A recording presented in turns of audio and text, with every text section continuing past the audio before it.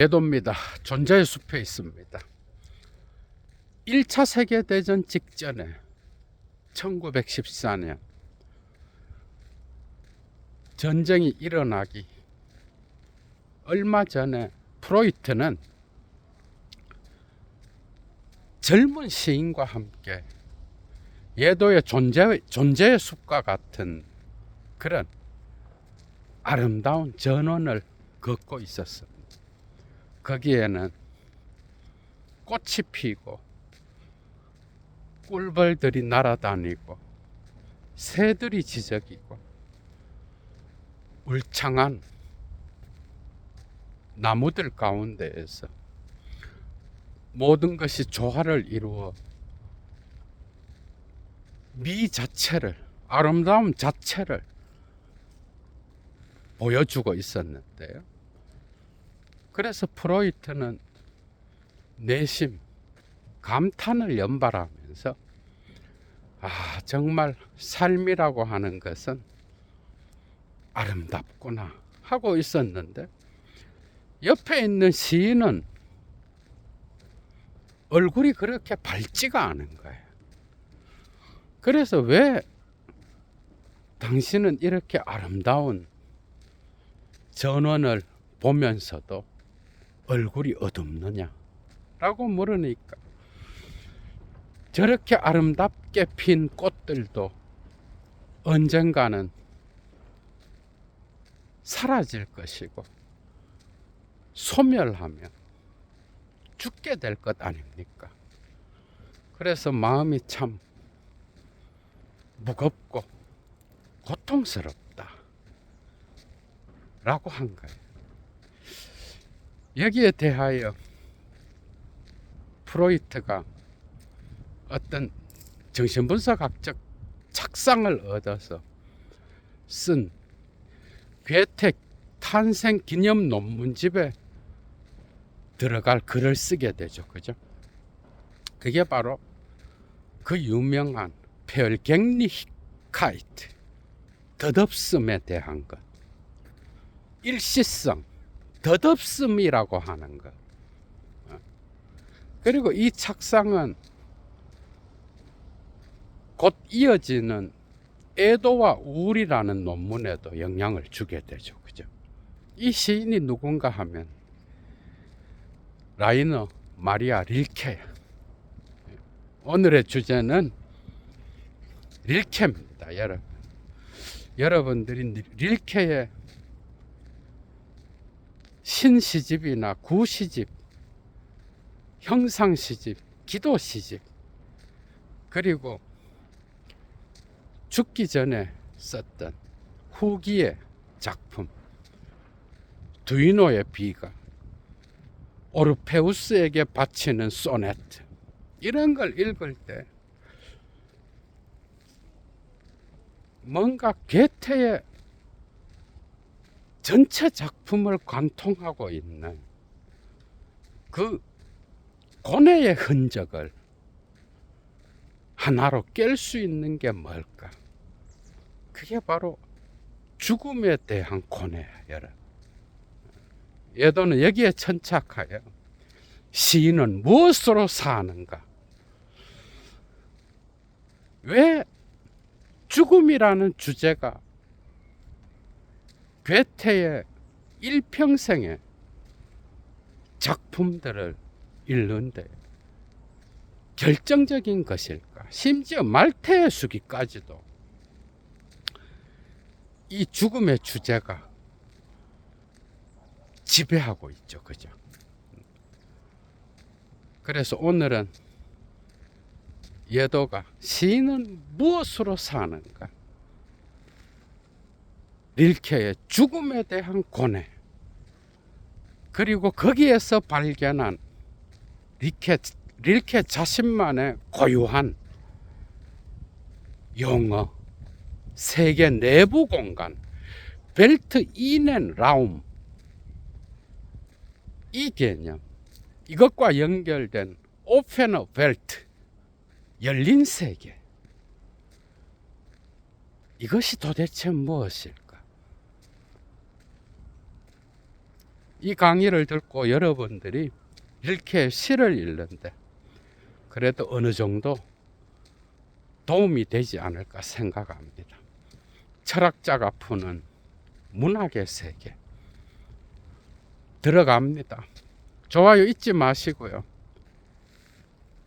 강의의 클래스의 차이를 아시고 애청하시는 분들 가운데 여건이 되시는 분은 사막의 철학을 위하여 꼭 예도TV를 후원해 주시면 감사하겠습니다. 라이너 마리아 릴케. 여러분들은 곧바로 루살로메를 생각하죠. 그죠? 살로메와의 만남. 미넨 대학 시절에 만나게 되는데요. 1897년쯤이죠. 그죠? 만나서 사랑을 나누다가 러시아 여행을 2차례나 하게 되죠. 1899년 그리고 1900년. 그 이후에 릴케는 브레멘으로 가서 어떤 예술가들이 모여 사는 장소를 방문하게 되는데 거기에서 유명한 여류 조각가를 만나게 돼. 그게 바로 베스토프인데요. 베스토프랑 깊은 사랑에 빠져서 이 루살로메는 결혼을 안 해주니까 베스토프랑 만나서 결혼을 하게 되죠. 그죠? 1901년 정도에. 그래서 얼마 있다가 1902년에 결혼을 했나. 하여튼 결혼을 하고 프랑스로 가게 됩니다. 로댕을 만나. 로댕의 비서가 되죠. 그죠? 이게 이제 결정적인 사건인 거예요. 이게. 로댕의 예술 세계를 만나면서 릴케는 자신만의 시의 세계가 무엇인지를 고민하게 되는데요. 특히 파리에서 경험한 그 냉혹한 도시의 콘크리트가 주는, 그래서 가난하고 헐벗은 빈민촌에서 힘들게 살아가는 사람들, 그리고 얼굴 없는 얼굴을 가진 파리 도시인들의 무표정한 그 표면에서 무시무시한 죽음의 그림자를 보게 되죠. 그래서 인간의 죽음이라는 게 무엇일까? 자기의 깊은 실존의 깊이에서 나오는 어떤 고민을 하기 시작하는 거예요. 이게 이제 평생 가게 됩니다. 이게. 죽는다는 게 뭘까? 인간은 왜 영원히 살지 못하고 죽을까? 무엇보다도 산업사회에서, 자본주의 사회에서 과학기술 문명에 도움을 얻어서 살아가는 저 도시인들, 익명의 도시인들의 죽음, 그 죽음이 인간의 죽음이 아니라 기계의 죽음, 도시의 냉혹함에서 집단적으로 죽어나가는 자들이 인간이 아니라 하나의 기계의 톱니바퀴와 같이 숫자로 계산되고 집단적으로 사물이 생산되며 소비되는 도시 가운데에서 인간의 죽음 역시도 하나의 사물과 같이 다 쓰고 나면 버려지는 그러한 사물과 같이 숫자로 계산되어서 하찮게 취급되는 인간의 죽음, 그걸 목적하게 되죠. 그죠? 익명적 죽음. 대량적으로 죽어나가는 그 도시인들의 죽음 한가운데에서 인간의 삶에 덧없음을 보게 되는 거예요. 그러니까 프로이트와 산책하면서 전원에서 프로이트는 아름답게 핀 저 꽃에 영원한 순간의 아름다움을 찬양했다고 한다면 꽃의 아름다움을 보고 곧바로 그 꽃이 소멸할 것을 걱정하면서 얼굴이 어두워졌던 릴케는 이 파리 시기 때부터 이미 인간의 죽음에 어떤 하찮게 취급되는 기계적 죽음을 보고 너무나 고통스러워했다라고 하는 거예요. 그래서 죽음이 주제가 된 거예요. 이게 일평생의 릴케의 문학 세계에 결정적인 어떤 역할을 하게 됩니다. 이게. 그래서 이 고뇌가 말테의 수기에 그대로 나타나잖아. 그죠? 도시인들의 익명적 죽음, 숫자로 계산되어서 하찮게 취급되는, 그래서 저 죽음들은 나의 죽음은 아니야. 그리고 사람은 누구나 다 죽는 거야. 하나의 파리 목숨과 같이 작품 곳곳에서 나타나는, 어느 가을날 방 안으로 들어와서 윙윙거리다가 벽을 치면서, 그죠? 어느 순간 힘없이 죽어가는 파리의 죽음. 물을 마시면서 하나의 습관과 같이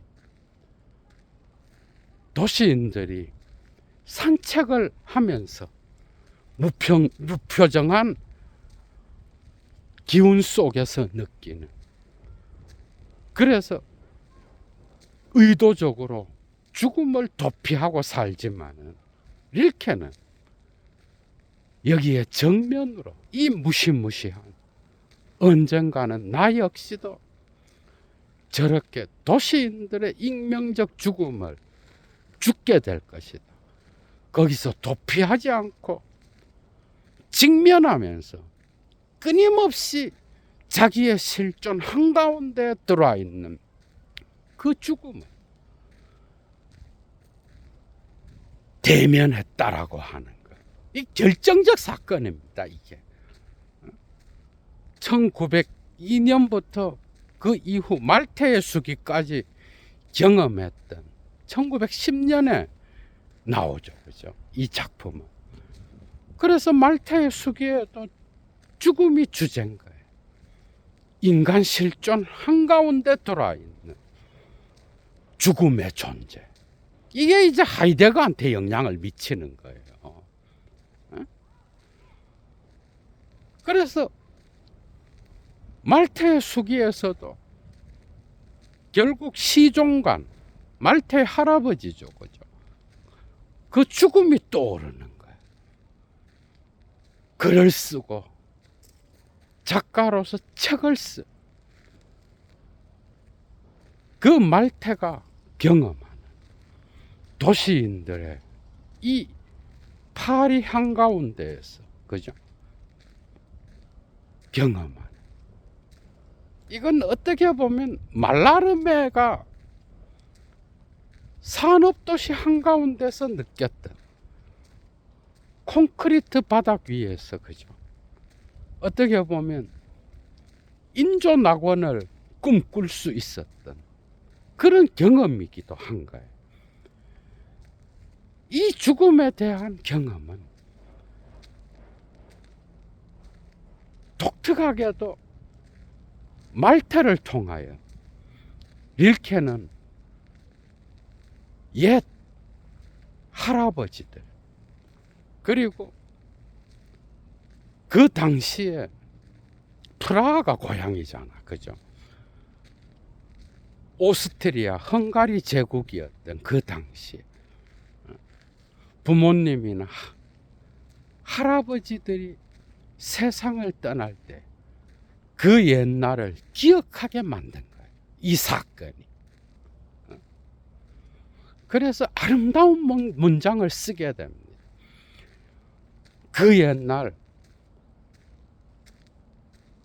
할아버지들이 살았던 그 시절, 죽음은 이렇게 취급되지 않았다.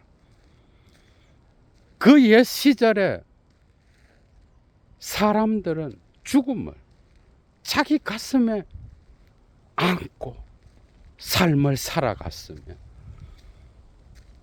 남자들은, 어른들은, 여인들은 각각 커다란 죽음을 자기 가슴에 품고 살았어. 아이들은 나름대로 작은 죽음을 가슴에 품고 살았는데, 파리라는 이 거대한 도시, 산업도시의 한가운데에서 경험하는 죽음의 그 하찮음을 릴케는 옛 시절에, 할아버지 시절에 릴케가 어릴 때 경험했던 그 자기 자신의 고유한 죽음을 죽었던 옛 시절에 그 조상들의 이웃들의 죽음을 생각하면서 말테의 수기를 써내려가고 있다는 것, 그죠? 그래서 죽음이 주제인 거예요. 삶 한가운데 들어있는 이 죽음의 무한성을 이해하지 못한다면 릴케의 작품을 결코 이해할 수 없다라고 하는 거예요, 그죠? 독특하게도 말테의 수기의 제1부는 말테의 죽음과 붕괴, 실존의 붕괴의 순간, 그리고 거기에서 작품이 끝날 것 같은 그런 느낌을 주지만, 그런 계속돼서 2부로 넘어가죠, 그죠? 책을 쓰게 되는 거예요. 그래서 자기 할아버지 시종관에 대한 이야기를 써나가는 거예요. 작품의 시작 지점에 이미 결론이 들어있는 듯한, 그래서 이 작품의 2부는 끝날 것 같은 그곳에서 도시의 익명적 죽음 한가운데에서 자기 자신의 고유한 죽음이 무엇일까? 그래서 릴케는 이미 기도 시집에서, 그죠? 오 주여, 각 사람에게 고유한 죽음을 주소서. 가슴에 죽음을 품은 모성을 주소서. 이런 고백을 하죠, 그죠? 특히 릴케의 이러한 죽음에 대한 고뇌는 예도가 볼 때는 포스트 모더니즘 담론에서 블랑쇼가 가장 탁월하게 쓰고 있어. 블랑쇼는 특히 하이데거의 사유를 포함하여 그것을 소화해서 다시 릴케를 해석하는 듯한 그런 느낌을 줘. 문학의 공간 4부 3장에서 릴케의 죽음을 다루죠. 그죠? 그 부분을 꼭 참조하셔. 예도가 볼 때는 하이데거 냄새가 너무 많이 나더라. 블랑쇼 역시도 하이데거를 상당히 좋아했죠. 그죠?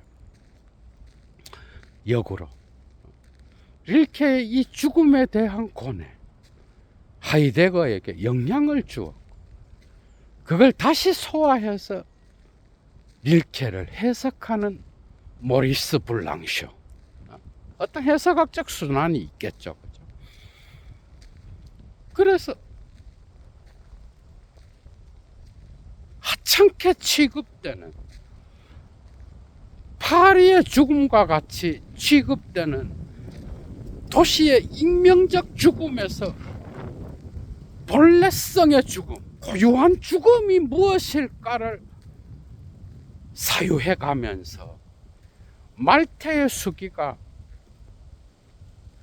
끝난다라고 한다면 이 작품의 끝은 이제 진짜 죽음을 향한, 밤의 어두움을 향한 고뇌를 시작하는 출발점인 거예요. 1910년 이후에 거의 10년 동안 릴케는 이곳저곳을 여행하면서 방랑자처럼 거의 50여 군데 이상을 이사를 다니면서 자기 삶 한가운데 돌아 있는 이 죽음을 도피하지 않고 직면하고 사유하죠. 그죠? 그래서 릴케의 작품에 거의 모든 곳에 삶과 죽음이 하나의 무한성으로서 연결되어 있는 거예요. 다시 말하면 죽음은 그러니까 가벼운 그리스도교적인 어떤 그런 사고에 의해서 이 죽음을 죽은 이후에 가는 저 하늘의 천국이 아닌 거예요. 어떻게 보면 참, 그래서 릴케의 사고 역시도 그리스도교적인 어떤 그러한 죽음은 삶이 끝나고 시작되는 천국의 입장권이 아니라 우리가 태어나자 말자 하이데거적으로 죽음에 가장 가까이 있는, 죽음은 삶 한가운데 들어있는 어떤 무시무시한 공포요. 그리고 살아있는 내가 접근할 수 없는, 그러나 삶과 더불어 끊임없이 내 안에서 성숙하고 무르익어야 되는 침묵하는 그림자와 같은 거예요. 그래서 릴케는 계속해서 죽음에 대한 고뇌를 거의 10년 동안 하게 되는데, 그 과정에서 이제 프로이트를 만난 거지, 그지? 루살로메를 통하여 만난 거. 이 루살로메는 니체는 차버리고 릴케와 프로이트 그 뒤에 대가들하고 계속해서 교제를 하게 되죠, 그죠? 이미 이 시점에 니체는 이 세상 사람이 아닌가. 이 과정에서 릴케는 엄청나게 강력한 시인으로서 경험할 수 있는 최고의 경험을 하게 되는데요.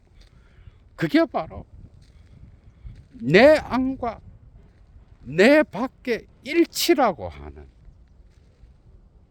황홀한 경험, 신비스러운 체험, 에얼렘니스, 체험이죠, 그죠? 체험을 하게 되는 거예요. 독일어에서 두 단어가 있는데요.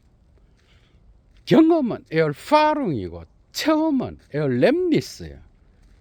에얼파룽은 삶의 길을 가다가 획득하게 되는 그런 경험이고, 체험으로 번역되는 에얼렘니스는 신체와 정신으로서 살아가면서 삶에서 획득되는 어떤 건가요?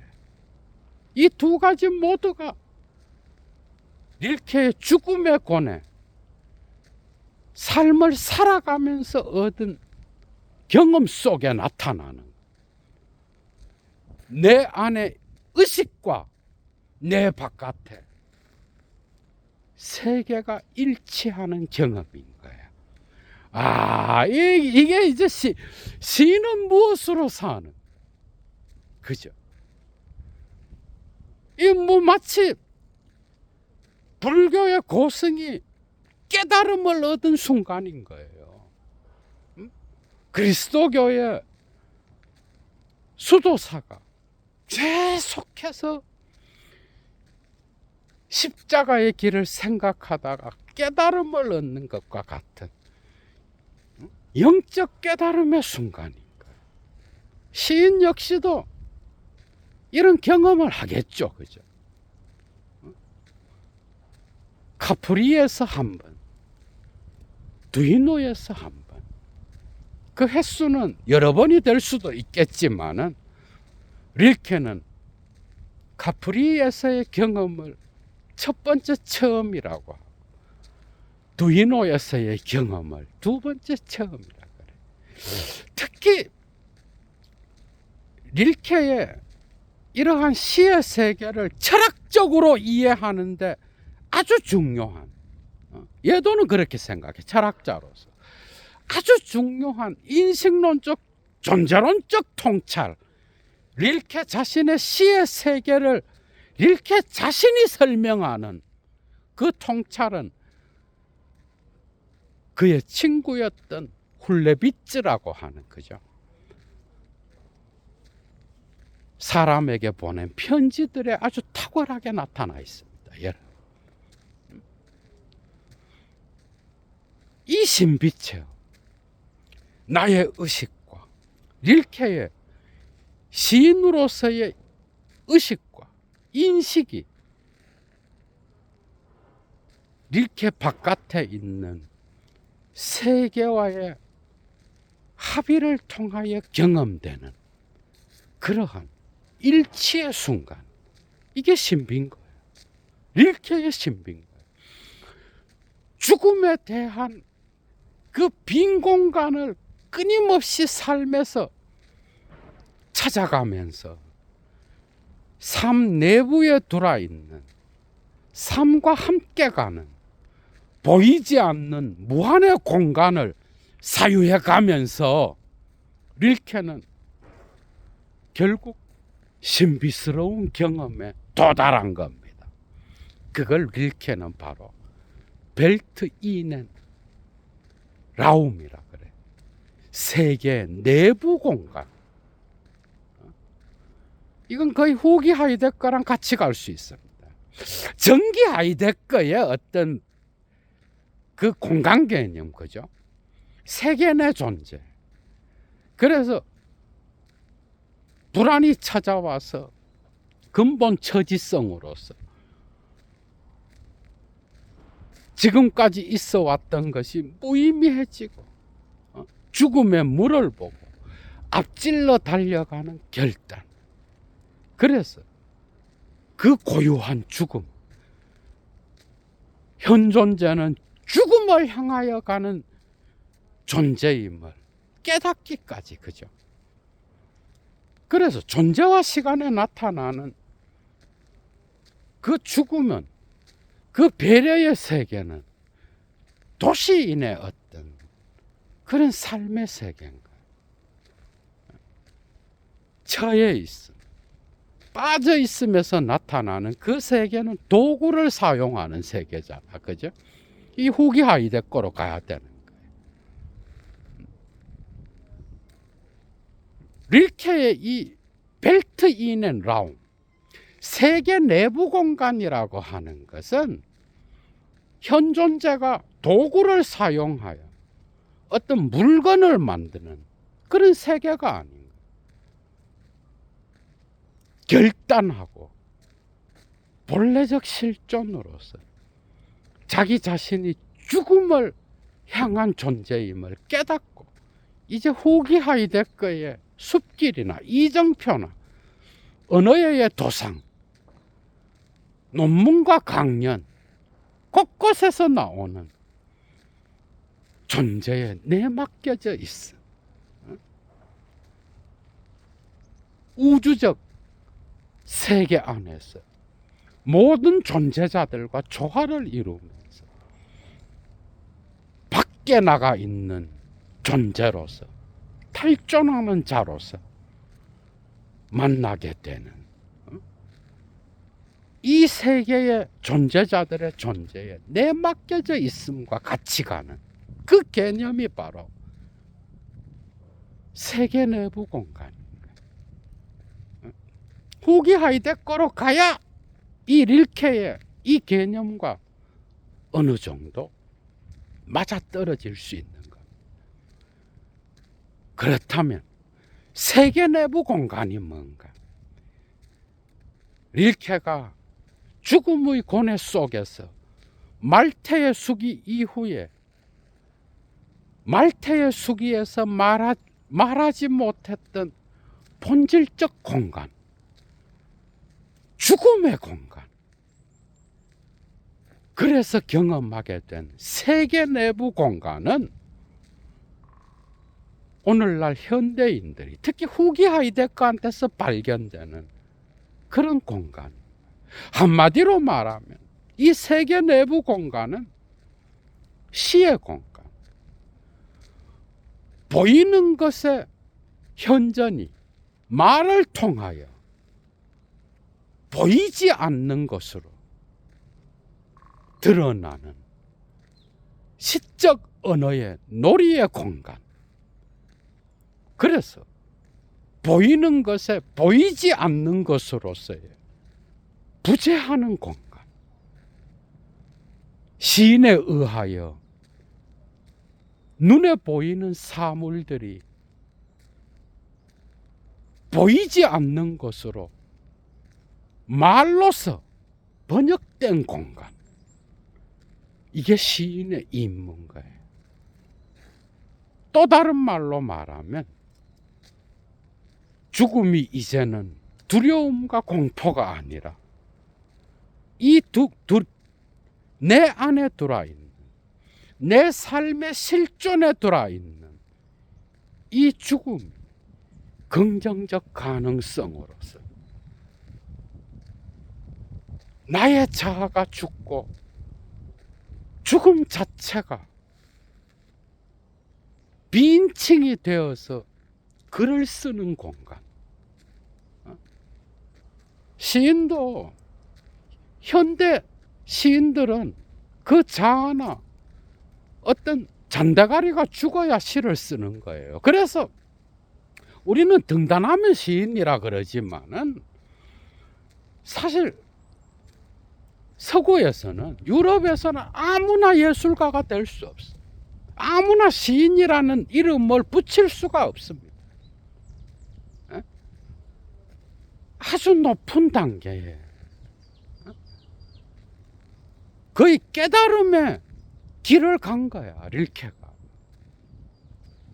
그래서 글 한 번 쓰지 않고, 물론 뭐 그 중간에 신시집도 내고 하는데, 말태 수기 이후에 긴 어떤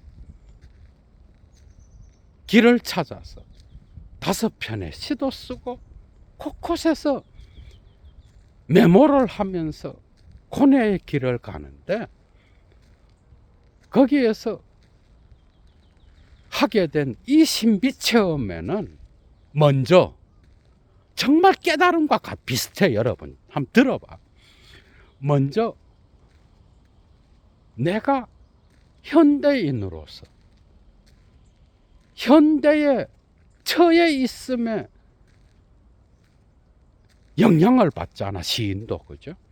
그러니까 현대인들이 가르쳐주는 모든 이름으로부터 벗어나야 되는 거예요. 산, 저 푸른 하늘, 새, 그리고 다양한 나무들, 모든 대상화된, 주체에 의해서 대상화된 대상세계가 사라져야 나타나는 게 세계 내부 공간이에요. 깨달은 자가 돼야 되는 거예요. 나의 주체로서의 자아가 죽어야 발견되는 건가요. 사물들의 대상화 시키는 이 주체가 죽으면 대상화된 저 사물도 같이 죽게 되는 거잖아. 그죠? 그래서 그 깊은 고뇌의 길을 통하여 시인으로서의 종착역에 이르게 되는데, 마치 깨달은 자의 눈으로 세계를 보게 되는 그런 경지까지 올라가는 거예요. 화가가 그림을 그릴 때, 그죠? 우리가 생각하는 것처럼 어떤 저 나무를 그려야 되겠다. 그래서 그 나무를 대상화해서 끊임없이 그것을 표현하는 것 같지만, 그 이전에 먼저 화가는 저 나무가 속해 있는 숲 전체에 자기 자신을 내맡기고 저 사물들의 공간 안에 나의 주체로서 저 나무를 재단하고 계산하는 게 아니라 저 사물들의 침묵 속으로 들어가는 법을 먼저 배워야 되는 거예요. 이거 고흐도 이야기했잖아. 그죠? 자연을 주체로서 대상으로서 바라보는 현대인들. 먼저 시인은 죽음의 고뇌를 통하여 교환 가치로서의 대상들을 버려야 되는 거예요. 두 번째는 사용 가치로서의 대상들을 버려야 그 다음에 경지가 또 나타나는 거예요. 그러니까 우리 일반인들 이 경험하는 그 눈을 갖고는 시를 쓸 수가 없는 거예요. 후기 하이데거가 보이는 이유가 있죠, 여러분. 그지? 그러니까 교환 가치, 자본주의가 주는 그 교환 가치, 그리고 사용 가치로서의 사물, 이런 걸 버리고 자연 그 자체, 사물들의 침묵 가운데에서 나무가 나무 자체로서 보일 때까지 그 존재의 소리에 귀를 기울이고 나의 전이해로서의 자본주의적 욕망으로서의 교환 가치와 사용 가치로서의 저 사물의 대상화된 어떤 주체의 욕망을 내버리게 될 때, 이게 죽음인 거예요. 경험하게 되는 자연 자체의 침묵에 나를 순응시키는 과정. 그럴 때 다시 시인의 눈 속에 현전하는, 그 이전의 현전들이 죽고 나서 새로운 눈을 통하여 발견되는 순수한 관계 속에서 드러나는 그러한 바라봄, 거기서 나타나는 사물들과의 관계, 이게 세계 내부 공간인 거예요. 열린 세계인 거예요. 그래서 릴케는 이 열린 세계, 시의 세계, 부재의 세계, 이걸 이야기할 때 동물들을 끌고 옵니다. 동물들의 눈은 인간과 다르잖아. 동물들은 그냥 바라봄으로써 이 열린 세계에 참여해. 인간은 보면서 대상화시켜. 의식으로 대상화시키고 그것을 표상으로 만들어서 나의 어떤 욕망의 대상으로 삼을 자유가 있는 거예요. 그러나 동물의 눈은 무심한 거예요. 무심한 눈으로 바라볼 수 있어야 실을 쓸 수 있는 거예요. 예를 들면 동물의 시선으로 무심하게 바라볼 때까지, 그리고 나의 주체로 대상화시키지 아니하고 그 대상화를 없앴을 때 나타나는 훗설적으로 현상학적 환원을 거쳐서 시인의 의식 속에 나타나는 의미의 세계.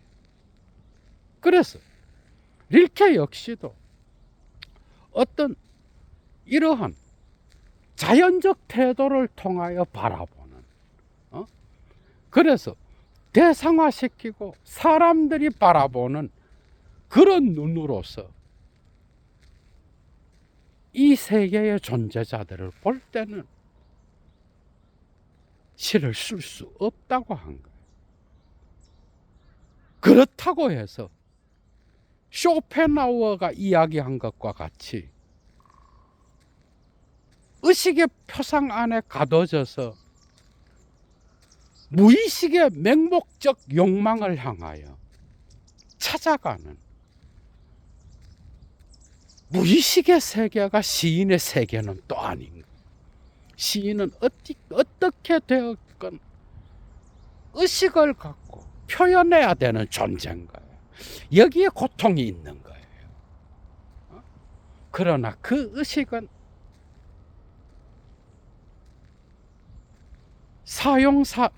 사태, 전체성 안에서 드러나는 의미와의 세계가 아니라 시인이 죽음의 고뇌를 통해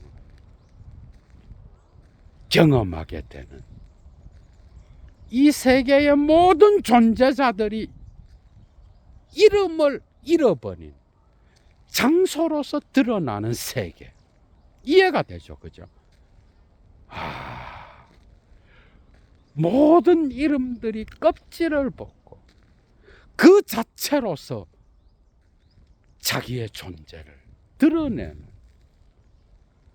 그런 세계로 들어갈 때 그것을 릴케는 죽음의 세계라고 말합니다. 살아있는 눈으로서 바라보고 그것을 대상화해서 시를 쓰는 게 아니라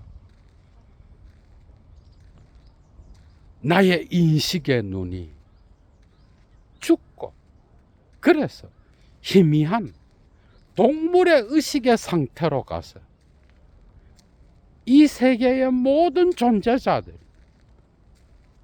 춤추는 경계 없는 그러한 열린 세계, 동물의 눈으로 볼 때에 나타나는 새로운 세계, 세계 내부 공간, 그걸 경험한 게 릴케라는. 그러나 이것은 노발리스나 실러가 노래했던 낭만주의랑은 또 다른 거예요.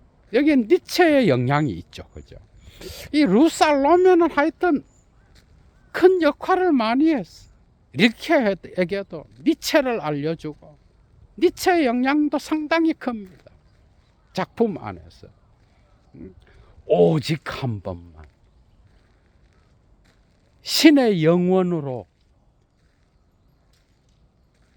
이 세계의 존재자들과 인간의 정신이 하나가 되는 신적인 무한으로 솟아오르는 합일이 아닌 거야.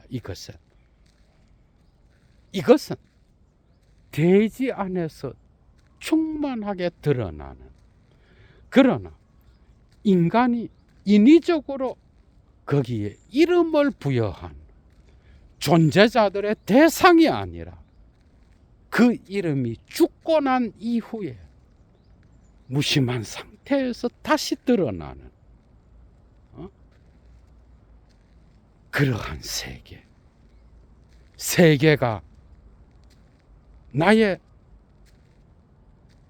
의식의 정화를 통하여 순수 의식의 상태에서 이름 없는 장소로 드러나는 곳. 그래서 모든 현존하는 것이 부재의 나타남으로 변화되는 것. 그래서 말이 말로서 드러나는 존재의 진리의 장소. 하이데거적으로, 그죠? 그게 바로 릴케가 경험한 신비 체험인 거예요, 여러분. 그러니까 나의 내면의 내밀성이 불랑쇼적으로 어떤 바깥에 있는 대상과 모순을 일으켜서 현대인들이 바라보는 저 나무 한 그루가 아니라 저 바깥과 아니, 나의 내밀성과 밖에 있는 세계의 대상이 구분 없이, 안과 밖에 구분이 없이 하나로 통일되는 그런 경험. 이게 바로 릴케의 죽음의 고뇌의 마지막 지점에서 발견한 릴케의 세계인 거야, 여러분. 그래서 릴케는 모든 곳에서 삶에서 죽음을 배제한다는 것은 우리의 삶에서 아주 작은 부분만을 인정하는 것이요, 무한을 배제하는 거라 그래. 나의 삶에 들어있는 이 죽음의 그림자를 인정할 때 나는 열린 세계의 무한과 만날 수 있고, 나의 삶은 시를 쓰는 시인과 같이 그 존재의 깊이를 경험할 수 있다라고 하는 거예요. 릴케의 세계를 한마디로 요약하면, 철학자로서, 그죠? 그건 바로 소멸하는 것. 이 세계의 모든 것은 다 죽어, 그죠? 지나가고 사라져. 죽음을 의식하는 자만이 존재의 깊이를 인식할 수 있다라고 하는 것. 릴케는 죽음의 고뇌를 통하여 그걸 발견한 거예요, 여러분. 모든 소멸하는 것을 의식할 때 사라지는 것을 의식하는 자,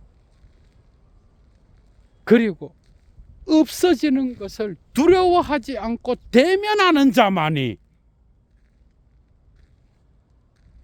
그만이 존재의 깊이를 인식할 수 있다라고 하는 거예요. 이 강의를 듣고 여러분들이 릴케의 시를 읽으면, 그래서 깊이가 다르구나 하는 걸 알 수 있는 거예요. 왜 하이데거가 릴케의 세계에 환장했는지도 이해할 수 있을 거야, 여러분. 이 대지에 충만한 사물들 스스로가 말할 때까지 기다리는 것.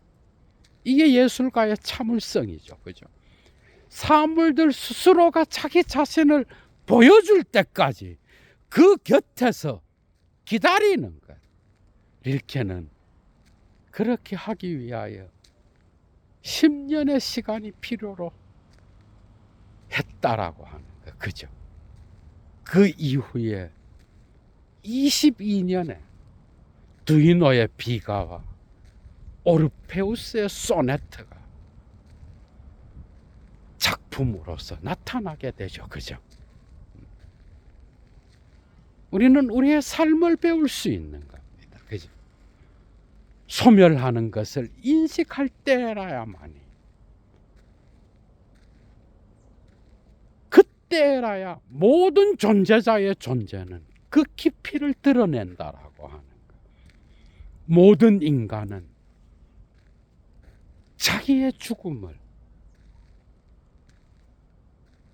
의식할 때라야만 그의 삶은 존재론적 깊이를 가질 수 있다라고 하는 거예요.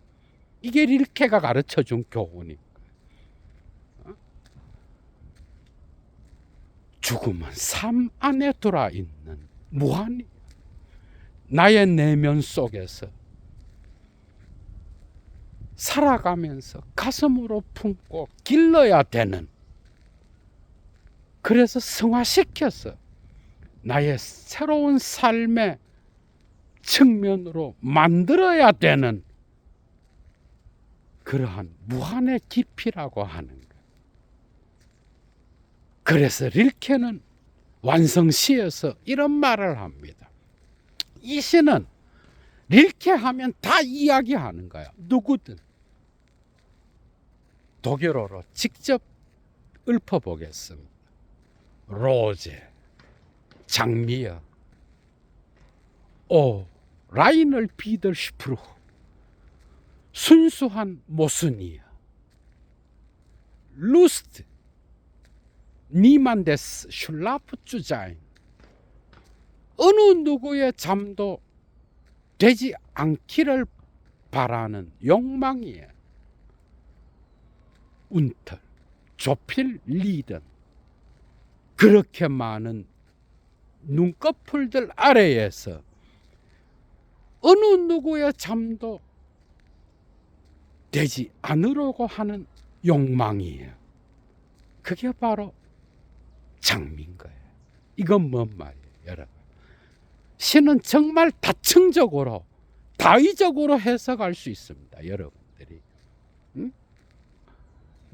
어느 누가 해석하고 철학적 평론을 내리는 게 답이 아니라는 거예요. 여러분은 여러분들 나름대로 해석할 수 있는 거예요. 시를 읽고, 그죠? 자체로 있는 장미는, 철학자는 역시 철학적으로 푸는 거예요. 자체로 있는 장미는 우리의 인식과 모순을 일으키는 거야, 그죠? 그래서 많은 눈꺼풀들 아래에서 어느 특정한 인간의 잠이 되지를 않으려는 욕망인 거예요. 그 자체로 있는 장미는, 그 자체로 있는 사물은 대상화될 수 없는 거예요. 이게 가장 결정적인 거예요. 세계 내부 공간 안에 있는, 열린 세계에 있는 인간의 눈이 동물의 눈을 가지고 이 세계를 바라볼 때 나타나는 순화된 의식을 가지고 명료하게 드러나는 그 대상은, 그 사물은 어느 누구의 소유가 될 수 없다라는 거예요. 매우 많은 눈꺼풀들 아래에서 각 사람은 그 장미가 자기의 잠이 되기를 원하지만 어느 누구의 잠도 되기를 원하지 않는다는 거예요. 해결적으로 논리학에서 말하는 것처럼 순수 의식은 언제나 순수 무를 경험하게 되는데, 순수 무는 언제나 순수 존재와 같은 거라고 하는 거예요. 이 경지까지 간 거예요. 자본주의 사회에서 교환 가치의 욕망을 거쳐서 사용 가치의 욕망을 또 거쳐서 사물들 자체가, 이 세계의 모든 존재자들이 그 자체로 있음이 드러날 때까지 사물들 곁에서 참을성을 가지고 기다렸던 라이너 마리아 릴케, 그가 노래하는 이 장미는 어느 누구의 것도 아니지만 모두의 것이 될 수 있는 장미. 그러나 이 두 개의 모든 것을 언제나 벗어나 있다라는 거예요. 그래서 장미 한 그루는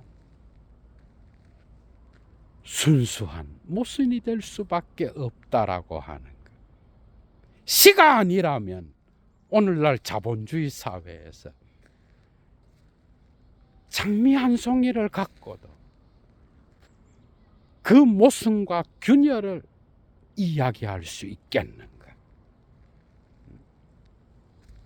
여러분들 역시도 이 세계의 다양한 존재자들의 존재가, 사물 하나가 이러한 극단적 모순을 일으키는 지점까지 한번 순수 의식으로 들어가서 정신의 내면 세계를 일깨워 본다면 우리의 삶의 질은 또 다른 강도를 가질 수 있는 것 아니겠는가? 한번 시도해 보셔요, 여러분들도. 얘도 물러갑니다, 여러분. 주스.